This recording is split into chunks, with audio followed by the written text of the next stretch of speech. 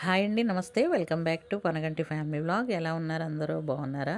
నేను కూడా చాలా బాగున్నానండి. ఈరోజు వీడియోలో ఎంతో ఆరోగ్యాన్నిచ్చే ఒక ఇడ్లీని చూపించబోతున్నాను. అదేనండి రాగి ఇడ్లీ అనమాట.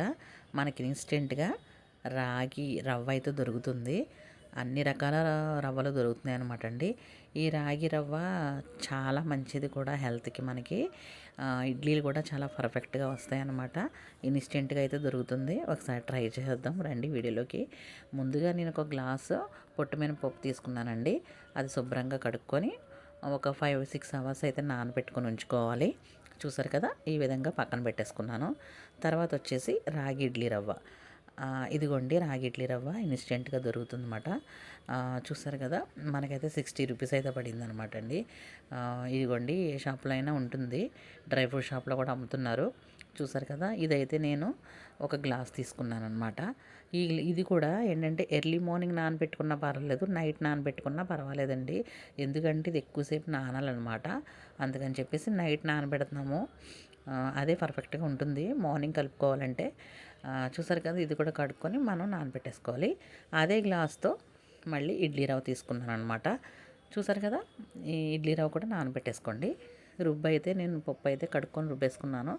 చూసారు కదా, దాంట్లో మనం నానబెట్టుకున్న రవ్వ బాగా పిండేసుకొని మనం వేసేసుకోవాలన్నమాట. దాంట్లో వేసుకొని మన ఇడ్లీ రవ్వ కూడా సేమ్ అలాగే వేసేసుకోండి. వేసేసుకొని మనం మొత్తం కలిసేటట్టు కలిపేసుకోండి. దాంట్లో కూడా సాల్ట్ వేసేసుకొని ఒక 5 అవర్స్ అయినా కంపల్సరీగా మనం బయట వదిలేసుకోవాలి. ఎందుకంటే ఫర్మెంటేషన్ అవుతుంది కాబట్టి మనం బయట వదిలేసుకోవాలి. చూసారు కదా, ఈ విధంగా అయితే అయిపోతుందన్నమాట. తర్వాత నేను ఇడ్లీలు అయితే చూపిస్తున్నాను. అదిగోండి ఇడ్లీ పాత్ర తీసుకున్నాను. ముందుగా కొంచెం వాటర్తో కడుక్కున్న తర్వాత మనకు అంటుకోకుండా వస్తాయన్నమాట. నేనైతే ఇడ్లీ వేసేసుకుంటున్నాను.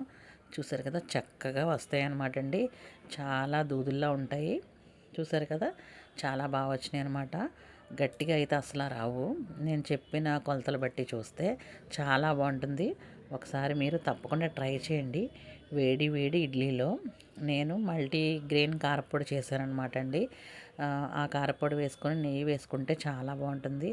అలాగే మనకి కొత్తిమీర పచ్చడి, అది కూడా చాలా బాగుంటుంది అనమాట అండి. ఒకసారి మీరు తప్పకుండా ట్రై చేయండి.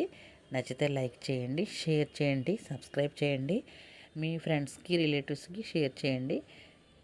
బెల్ ఐకాన్ కొట్టండి. థ్యాంక్ యూ అండి. Thank you all. మరిన్ని వీడియోస్తో మీ ముందుకు వస్తాను.